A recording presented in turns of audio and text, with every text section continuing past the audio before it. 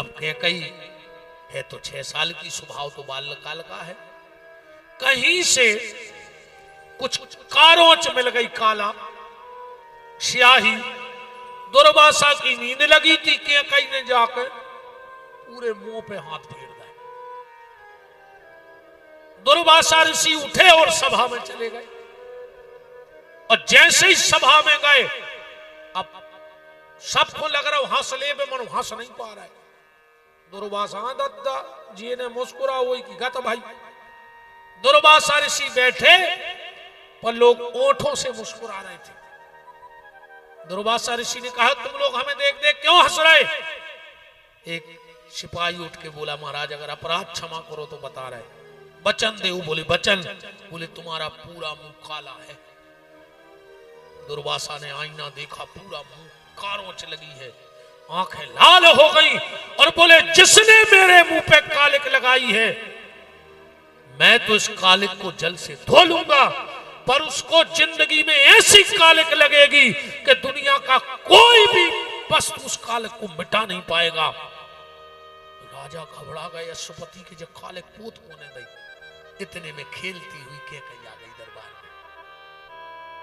राजा ने देखा कि कैकई के दोनों हाथ भी काले हैं, पसीना आ गया, आंखों में आंसू आ गए। गुरुदेव, बच्ची है, आपने इतना भयंकर श्राप दे दिया। अब दुर्वासा बहुत प्रसन्न हुए थे कैकई पे, पर अब श्राप तो अनजाने में दे दिया। कहा, राजन अश्वपति, मेरा श्राप मिथ्या तो हो नहीं सकता। इसके मुंह पे ऐसी कालिक लगेगी कि युगों युगों तक इसके मुंह की कालिक कोई धो नहीं पाएगा। पर इसने मेरी सेवा की है, इसलिए मैं इसको एक वरदान देता हूं कि जब चाहेगी अपने शरीर को वज्र का बना लेगी, जब चाहेगी जिस अंग को वज्र का बना लेगी। इसीलिए जब राजा दशरथ के रथ का पहिया फटने लगा तो कैकई ने अपनी उंगली को वज्र का बना के उंगली डाल दी, इसलिए रथ चलता रहा। और यही बात राम कह रहे हैं कैकई से कि मां याद कर, इस अयोध्या में मेरे खिलाफ जाने की किसी की ताकत नहीं है, तू तो बिल्कुल ही नहीं जा सकती। पर जब तू राजा दशरथ से वरदान मांगे तो अपने हृदय को वज्र का बना लेना, क्योंकि तेरे पास आशीर्वाद है। इसलिए दशरथ इतने गिड़गड़ाते रहे, रोते रहे, सब होते रहो, पर कैकई पे असर नहीं पड़ो। काय उतनी देर कैकई ने अपने हृदय को वज्र का बना के रखा था। इसलिए वो दशरथ की ये बात, कैकई ऐसी माता थोड़ी थी, राम से ज्यादा तो वो किसी को चाहती नहीं थी। और आखिरी में जब कैकई से पूछा, कैकई बोली, मेरी हालत ऐसी हो गई है कि जिसको सबसे ज्यादा मैंने चाहा उसने मुझे त्याग दिया। भरत को मैंने चाहा तो भरत ने मुझे त्याग दिया, और जिसने सबसे ज्यादा मुझे चाहा राम ने, उसको मैंने त्याग दिया। आखिरी में जब राम जी 14 साल बाद लौट के आए हैं, ध्यान से सुनना, बड़ा प्यारा भाव हनुमान जी ने दिमाग में दे दिया। राम जी सबसे पहले किससे मिले हैं? रामायण तो पढ़ते हो। प्रथम राम भेटे कैकई के पास गए राम जी। राम जी ने चरणों में नमन किया। कैकई ने नजर उठा के राम को देखा, आंखों में से धर धर अश्रु की धार बहने लगी। आ गए बेटा राम? हाँ मां, तुम्हारा राम आ गया। आ गए राम? हाँ मां, आ गया। राम, ये मेरा कोई स्वप्न तो नहीं है? राम को छुआ, चेहरे को छुआ, चूमा, सच में राम आ गए। तो राम, मैं बहुत बड़ी पापिन हूं। राम ने कहा, कौन कहता है कि मेरी मां कैकई पापिन है? राम, ये सारी दुनिया कहती है कि कैकई पापिन है। राम ने कहा, सुन मां, दुनिया में जो मेरी मां कैकई को पापिन कहेगा वो राम का सबसे बड़ा शत्रु होगा। अरे मां, तुझसे बड़ी पुण्यात्मा तो दुनिया में आज तक पैदा ही नहीं भाई। कि कहीं ने कहा राम तेरे पास कोई सबूत है इसका कि मैं पुण्यात्मा हूं? राम ने कहा मां मेरे पास वो सबूत है इसको दुनिया में कोई झुटला नहीं सकता है। बताना बेटा क्या सबूत है कि मैं पुण्यात्मा हूं? मुझे राघव इस बात का दुख नहीं है कि लोग मुझे पापिन कहते हैं। मुझे दुख इस बात का है राम कि मेरे कारण तूने 14 साल कष्ट सहे हैं, इस चीज का दुख है। लोग मुझे अभी बहन जी हल्ला न करियो, बिल्कुल बिल्कुल हल्ला न करियो, अच्छे बिल्कुल शांति से बैठी हो ना, उठ के जा सका तो बिल्कुल को सकोच नहीं। तुम कितने बड़े आदमी के घर से हो, कितने पावरफुल घर से हो, उठ के भग जज्जो। बिल्कुल शांति से सुनियो, कथा भाव में आ रही है। श्री सीताराम जी महाराज की। राम मुझे इस चीज का दुख नहीं कि लोग मुझे पापिन कह रहे हैं। राम लोग मुझे महापापिन कहे पर मैं भीतर ही भीतर एक गलाने की आग में जल रही हूं कि मेरे जीवन क्यों लिया, मेरे राम को मैंने इतना कष्ट दिया, मेरी पोत पतू सीता को इतना कष्ट दिया। अयोध्या का एक भाव देखना प्यारे। रामायण इसलिए घर घर में जरूरी है। जब राम वन को जाने लगे महाराज जी तो कौशल्या माता आई। कौशल्या की आंखों से आंसू बहने लगे। राम ने कहा मां तू राम की मां है और रो रही है, मेरे बन जाने की तुझे तकलीफ है? कौशल्या बोली मैं छत्राणी हूं रे राम, और मुझे पता है कि मेरा बेटा बन जाता है तो कुछ बन के आता है। पहली बार विश्वामित्र के साथ बन गया तो धनुष तोड़ के आया और अपने बाप का नाम पूरे विश्व में करके आया, और दूसरी बार बन जा रहा है तो फिर तू कुछ बन के आएगा, मुझे इस बात का भरोसा है। राम ने कहा जब इतनी बड़ी बात तू जानती है मां तो रो क्यों रही है? कौशल्या ने कहा राम तेरे लिए थोड़ी रो रही हूं, ये आंसू तेरे लिए नहीं है तो किसके लिए है? बोले आंसू तो मेरे भरत के लिए है राम। जब ननिहाल से भरत लौट के आएगा और मेरे गले से लिपट के कहेगा कि मां कहां है मेरे भैया राम, तो उस भरत को कैसे समझाऊंगी? मैं तो वो सोच सोच करके रो रही हूं, क्योंकि राम मैंने तुझे कभी बेटा माना ही नहीं। कौशल्या जी कह रही है राम तेरे प्रति मेरा कभी पुत्रत्व भाव नहीं हुआ। क्यों? बोले मैंने एक गलती कर दी है। कौन सी गलती हो गई थी? विद्वान ध्यान से सुनना जो रामायण पढ़ते हो। जब शत्रुपा ने भगवान से वरदान मांगा कि सोई सुख सोई गति सोई निज चरण स्नेह सोई विवेक, हमने गलती कर ली, आपसे ज्ञान मांग लिया था। उस समय मुझे ज्ञान नहीं मांगना था, मैंने ज्ञान मांगा और मुझे आज भी ज्ञान है कि तू भगवान है, इसलिए तेरा मेरा भाव तुझ में भगवान का है, पुत्र का नहीं है। पुत्र का भाव तो भरत में है। तो कौशल्या का प्रेम भरत के प्रति है और कैकेयी का प्रेम राघव जी के प्रति है। तो कैकेयी कहती राम क्या प्रमाण है तेरे पास कि मैं पापिन नहीं हूं? और राम जी का प्रमाण सुनना नरसिंहपुर के भक्तों, इसका कोई काट दुनिया में नहीं बना पाया आज तक कोई। राम ने कहा तो सुन मां, मैं राम दोनों भुजा उठा के कहता हूं कि विश्व ब्रह्मांड की सबसे पुण्यात्मा अगर कोई नारी है तो वो मेरी मां कैकेयी है। क्यों? बोले जिसने भरत जैसे संत को जन्म दिया हो वो पापिन हो ही नहीं सकती है, क्योंकि भरत जैसा संत किसी साधारण नारी के गर्भ में जन्म ले ही नहीं सकता है। भरत को जन्म देने के लिए तो बहुत पुण्य की आवश्यकता है। मां तूने मुझे भरत जैसा भाई दिया है, इसलिए तू दुनिया की सबसे बड़ी पुण्यात्मा मां है। कैकई ने कहा राम तो तू मुझसे नाराज नहीं है? नहीं मां। तो कैकई ने कहा राम क्या मैं तुझसे एक वरदान मांग सकती हूं? पूरी अयोध्या को पसीना आ गया कि 14 साल पहले वरदान मांगा तो राम आज लौटे हैं, तो पूरे के जमीन पे पैर नहीं रखा और फिर कह रही है कि एक वरदान मांग लूं। राम ने जो कैकई ने इतना कहा, राम क्या मैं तुझसे एक वरदान मांग सकती हूं? बगल में खड़े थे भरत, बोले राजमाता कैकई चुप हो जाओ। और जो भरत के मुंह से शब्द निकले, बगल में राम खड़े थे, बोले भरत हाथ नीचे कर, मैं 14 साल के लिए अयोध्या छोड़ के क्या चला गया? तुमने तो मेरे घर की आन बान मर्यादा सब मिट्टी में मिला दी।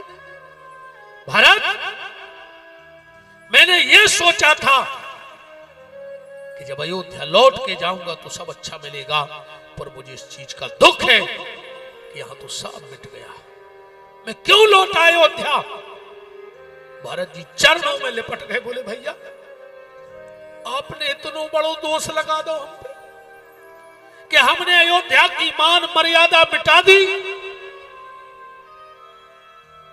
क्या गलती हो गई हमसे?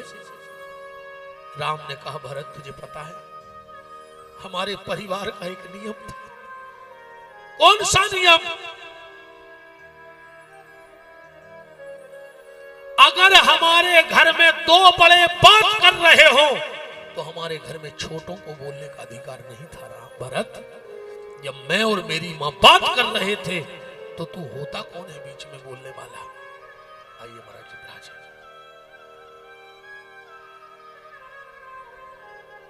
एक बात इस कथा से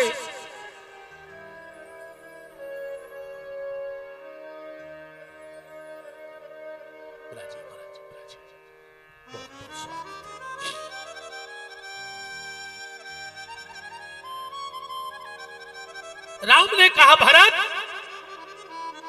अपने घर का नियम था कि जब दो बड़े बात करें तो छोटों को नहीं बोलना चाहिए, तो क्यों बोला? और ये बात अपने घर में ले जाना प्यारे हाथ जोड़ के निवेदन है, और विशेषकर बहनों तुमसे हाथ जोड़ के इस भाई की प्रार्थना है, कहो तो हम तुम्हारे पांव पड़ के भी जा बात कह सकते हैं। अगर कभी भाई भाई में झगड़ा हो तो तुम बीच में मत बोलना, क्योंकि जब भाई भाई में झगड़ा होता है और भाइयों की पत्नी बीच में आती है तो उसी घर में महाभारत हो जाता है। रामायण उस घर में कभी हो नहीं सकती। और इतना तुम लोग भी अपनी अपनी पत्नियों से कह दो कि अगर कभी हम भाई भाई में बात हो तो तुम लोग बीच में मत बोलना, तुम्हें बोलने का अधिकार हमारे परिवार में नहीं है। और आज भाई भाई में एक बात होगी और भाई की पत्नियां जब उस बात को करेंगी तो बवंडर बना के छोड़ेंगी और घर में आग लगा के छोड़ेंगी। कभी भाई भाई में लड़ाई हो अपने बच्चों से कह दो कि बीच में मत बोलना। मैं एक सत्य घटना बता रहा हूं आपको। दो भाई थे, लगभग 14 साल से, उनमें 15 साल से इतना विवाद था कि एक दूसरे की शक्ल नहीं देखते थे। शक्ल नहीं देखी 14-15 साल में। एक दिन दोनों भाई आमने सामने, मकान था तो वो बच्चों से दिखवा लेते थे कि दाऊ तो नहीं होते, तो हम गाड़ी लेके निकले। और जब भी निकलते तो कहते चाचा देखो छत पे सभी तो नहीं दिखा रहे, तो हम निकल गए। शक्ल नहीं देखी। एक दिन ऐसा संयोग आया कि दोनों आमने सामने आ गए। घर आमने सामने था। बड़े भाई ने कुछ छोटे भाई से कह दिया। छोटे भाई का लड़का भी खड़ा था, जवान हो गया था। उसको इतनी गुस्सा आई और उसने बड़े पिताजी को एक थप्पड़ मार दिया, छोटे भाई के बेटे ने। और जो थप्पड़ बड़े पापा को मारा ताऊ को, छोटे भाई ने पांव में से उतारा जूता और अपने बेटे में 4 जूते दिए बड़े भाई के सामने। बोले तेरी इतनी औकात, हम भाइयों में मनभेद हो सकता है पर धिक्कार मेरे लिए कि मेरा बेटा मेरे भाई को थप्पड़ मार दे तो मुझे मर जाना चाहिए। बड़े भाई ने दौड़कर छोटे भाई को गले से लगा लिया और 14-15 साल की बुराई मिट गई। प्यारे, कभी अपने बच्चों को भी अधिकार मत देना कि अगर हम भाई भाई में बातें चीते हो तो तुम बोलने के अधिकारी नहीं हो। भरत ने कहा भैया मुझसे बहुत बड़ी गलती हो गई आज, 14 साल में ये मेरी पहली गलती है, मेरे इस अपराध को क्षमा कर दो।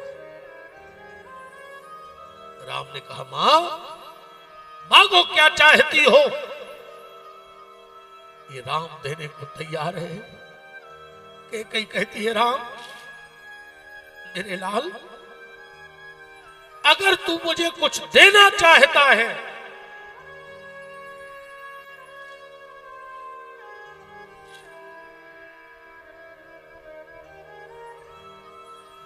अगर तू मुझे कुछ देना चाहता है तो राम एक वरदान दे दे, मेरा एक काम कर दे। क्या? इस भरत से मुझे एक बार मां कहलवा दे रे राम। 14 साल हो गए, ये कान मां शब्द के लिए तरस गए। ये भरत मुझे जब भी बुलाता है तो कहता है आओ राजमाता कैकेयी आओ। राम ऐसे लगता है जैसे किसी ने गरम भाला मेरी छाती में घोंप दिया। राम एक बार इसके मुंह से मां शब्द कहलवा दे। राम ने कहा रुको मैं भरत को बुलाता हूं। भरत को बुलाया। भरत मेरा एक काम करेगा मेरे बेटे? भरत ने कहा प्रभु आदेश करो, आप जो कह दोगे मुझे मंजूर है। राम ने कहा कहो कि मैंने वचन दिया। भरत ने कहा वचन दिया। एक बार और कह दे कि वचन दिया। भरत ने कहा मैंने वचन दिया। राम ने कहा बस एक बार और कह दे त्रिवाचा हार दे। भरत ने कहा तो सुनो प्रभु, आप जो कहोगे इस भरत को मंजूर है, पर अगर आप खुद कहोगे कि इस कैकेयी को मां कह दो तो ये भरत कैकेयी को मां नहीं कहेगा। कैकेयी ने कहा बस राम बस, इसने मुझसे भली मां नहीं कहा पर इसके मुंह से मां शब्द निकल गया। मुझे तो मां शब्द सुनना था कि ये मां कहता कैसे है। मुझसे भली नहीं कहा पर मां तो कहा।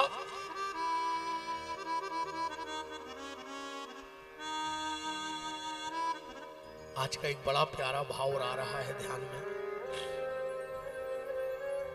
वशिष्ठ जी आ गए, बोले राघव अब चलो ये बलकल उतार दो, ये जटाएं निकाल दो और राजा बन जाओ। अयोध्या प्रतीक्षा में है राम तुम्हारी।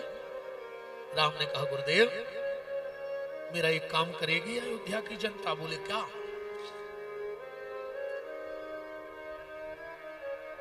मेरी जटाएं सुलझाई जाएं, मेरे बलकल उतारे जाएं, उसके पहले मेरी इच्छा है कि मैं अपने भरत की जटाएं सुलझा दूं, मैं भरत के बलकल बस उतार दूं। वशिष्ठ जी गए भरत के पास, बोले भरत महाराज राम की इच्छा है कि वो तुम्हारी जटाएं सुलझाना चाहते हैं, बलकल वस्त्र उतारना चाहते हैं। भरत ने कहा मंजूर, पर मेरी भी एक शर्त है। कौन सी? एक मंच बनाया जाए, अयोध्या के लोग देखें और फिर राम भैया मेरी जटाएं सुलझाएं। वशिष्ठ जी राम के पास आए, बोले राघव वो कह रहा है कि मंच पे ये काम होगा, अयोध्या देखे। राम ने कहा पूरी दुनिया देख ले, मुझे कोई फर्क नहीं पड़ता है। एक सुंदर मंच बनाया गया। यहां तो 1 2 3 तरफ भीड़ है, उस मंच को चारों तरफ से भीड़ ने घेरा था। एक कुर्सी पे भरत बैठे हैं और राम जी खड़े हैं और भरत की एक एक जटा के बाल सुलझा रहे हैं। पूरी अयोध्या की आंखों में आंसू। भरत जी भी मन ही मन कह रहे हैं आ तो गया मगर जानता हूं, आ तो गया हूं मगर जानता हूं तेरे दर पे आने के काबिल नहीं हूँ। तो गया हूँ मगर जानता हूँ कि दर पे तेरे दर पे आने के काबिल नहीं हो। तेरे दर पे काबिल नहीं हो। तेरी मेहरबानी का है बोझ इतना, तेरी मेहरबानी का है बोझ इतना। तेरी मेहरबानी का है बोझ इतना, तेरी मेहरबानी का है बोझ इतना। उसको उठाने के काबिल नहीं। आ तो गया हूँ मगर जानता हूँ। तो गया हूँ मगर जानता हूँ। माना की दाता हो तुम इस जहां के, माना की दाता हो तुम इस जहां के। मगर कैसे दाम फैलाऊं आके, मगर कैसे दामन फैलाऊं आके। जो अब तक दिया है वो कम नहीं है, जो अब तक दिया है वो कम नहीं है। सब लोग बोलो भगवान को धन्यवाद। उन शब्दों को समझना कि हे प्रभु तूने जो दिया है मेरे लिए बहुत। जो अब तक दिया है वो कम नहीं है, जो अब तक दिया है वो कम नहीं है। यही कर्ज चुकाने के काबिल नहीं। आ तो गया हूँ मगर जानता हूँ। तो गया हूँ मगर जानता हूँ। तेरे दर पे आने के काबिल नहीं हूँ। तेरे दर पे आने के काबिल नहीं हूँ। तेरे दर पे आने के काबिल नहीं। राम जी एक एक जटा का बाल सुलझा रहे हैं। किसी ने भरत से कहा भरत तुझे शर्म न लगी भगवान से जटाएं सुलझवा रहा है। भरत ने कहा यही तो इसीलिए तो मंच पे आया हूं कि सारी दुनिया ये बात समझ जाए। बोले क्या? बोले जटा माने जटिलता, जीवन की जटिलताएं। तो व्यक्ति जीवन की जटिलताएं अपने सिर पे रख तो सकता है पर सुलझाने का काम तो परमात्मा का है। वही इन जीवन की जटिलताओं को सुलझाएगा। बस तुझे उसे के पास जाने की भर देर है। और भरत ने कहा जिसके लिए मैंने सब नरसिंहपुर वालों को बुलाया है वो भाव सुन लो। इन बालों को केस कहा जाता है। क्या कहा जाता है? केस। भरत ने कहा मैं ये बताना चाहता हूं कि सच्चा भाई वो नहीं है जो भाई को केस में उलझा देवे। सच्चा भाई तो वो है जो भाई के केस सुलझा देवे। अगर भाई पे कोई केस लगा हो तो उसको सुलझा दे तो समझना कि सगा भाई है। और अगर भाई को केस में, आज के भाइयों की जा हालत है, दो भाइयों में भाव बंटवारा, दो भाइयों में बंटवारा हुआ। पंच जुरे, जाजात कहा थी एक भैंस और एक कमरा। संपत्ति के नाम पे कहा तो एक भैंस और एक कमरा।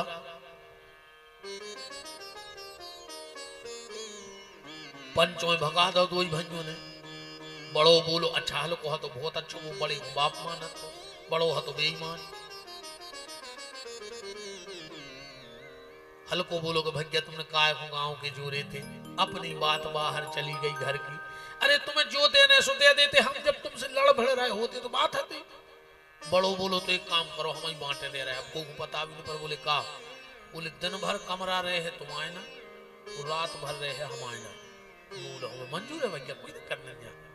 बोले आगे की भैंस तुम आई और पीछे की हम आई, मन चरत जो तुम लगे हैं हम। आधी भैंस बट गई, कमरा बट गओ। अब रे छुमाओ को परो महीना दिन भर वो बड़ो सुबेरे मेरे को 6 बजे आवे कि भज्जा हम भज्जा से गद्दारी नहीं कर सके, जो कमरा धर ली। सो दिन भर घर ही बनो धरो रे वे, और रात में वो उड़ के सोवे। अच्छा, रात में वो उड़ के सोवे। दिन भर वो भैंस चरावे, जो 2 ही टाइम लगा लेवे। पर भैया दगा किसी का हुआ नहीं, और नहीं किया तो करके देखो, और जिन जिन ने दगा किया है जाकर उनके घर को देखो। जहां भाई भाई में विवाद हुआ हो, चाहे वो सोने की लंका क्यों ना हो, अगर रावण और विभीषण में विवाद हुआ तो लंका जल के राख हो गई। भले वो कौरव पांडव क्यों ना हो, पर दुर्योधन का कुनबा मिट गया, सिर्फ भाई भाई के विरोध में। एक संत जी आए रे वही गांव में, गांव को ने बताई कि बड़ी ने ठगलाओ, और हल को बहुत मानत है, वो को की मान नहीं लाओ। संत जी बोले बेटा बेईमानी को फल मिलो। चंदी वो कह लो हम भज्जा से लड़ नहीं सका। बोले लड़ने ही नहीं उपाय हम बता रहे। बोले का? बोले कल सवेरे जब वो कमरा देवे आवे तुम ले लियो, और बाल्टी में भर डुबो के धर दियो, बस अपन कुछ नहीं करने। माँ को महीना उन्हें कमरा डुबो दो बाल्टी में, वो शाम को आओ ले भी के भर चलिए चलिए तुम उठिए भूगो। अब बताओ गीलो कमरा माओ में का काम खो। अब बोले भैंस को का करने? बोले कुछ नहीं, जैसे ही वो लगावे बैठे तो भैंस के मुंह में 2 लठ देंगे। अब वो कहे मार खाए रहे, कह दियो कि हाँ आगे की हमारी भैंस, हम कछु करें तुम तो पीछे से हिसाब रखो। अब बताओ भैंस को लगाए वो में लठ दे लग जाते हमसे। बात आज की कथा का शीर्षक था माता के कई निंदनीय है कि वंदनीय है। महाराज दशरथ का प्राण अंत हो गया। भरत जी ननिहाल लौट कर आए, और जैसे ही लौट के आए महाराज दशरथ का अंतिम संस्कार किया गया। कथा तो अब उतने भाव से जल्दी अब विस्तार नहीं पकड़ पाएगी, कल ही को टाइम है, तो आज हम चित्रकूट तो निगाह ही रहे। महाराज दशरथ का अंतिम संस्कार हुआ। आज पहली बार अयोध्या की सभा लगी है, और कुर्सी खाली पड़ी है, सबकी आंखों में आंसू हैं। चुपचाप पूरी सभा बैठी है। वशिष्ठ जी ने उस सभा की चुप्पी को तोड़ा, और तोड़ करके कहा भरत सोचनीय नहीं कौशल राव, तुम्हारे पिता सोचनीय नहीं है। क्यों? बोले जियन मरण दशरथ फल पावा। तुम्हारे पिता का यहां भी सम्मान रहा भरत, और वहां भी सम्मान होगा, क्योंकि साक्षात राम भरत जैसे पुत्रों को जिसने जन्म दिया हो, वो निश्चित वहां सम्मान का पात्र है। भरत मेरी इच्छा है कि तुम ये सिंहासन ले लो। भरत जी बोले कि तुम्हारी इच्छा है? बोले नहीं नहीं, पिताजी की इच्छा तुम्हारी। बोले काहे? बोले पिताजी की। राव राजपद तुम कह दीना, तुम्हारे पिताजी ने तुम्हें राजपद दिया है। भरत जी बोले बिल्कुल गुरुजी, ये भरत राजपद चाहता है। बोले तुम पिताजी का संकेत नहीं समझे, पिताजी ने जाने कहीं क्यों घूमते राजा बना दियो, राजपद लगा दो संगे। बोले काहे? बोले मेरे पिताजी की इच्छा थी कि राम अयोध्या के राजा बन जाएं, तो जैसे ही राम राजा बने भरत को उठा के राजा के पद में डाल देना। तो ये राजपद की मांग थी, ना कि मुझे सिंहासन पर बिठाने की। और भरत जी बोले गुरुजी, सिंहासन के दो अर्थ होते हैं। पहला अर्थ, या तो बैठने वाला शेर हो, वो जहां बैठ जाए वह सिंहासन कहा है।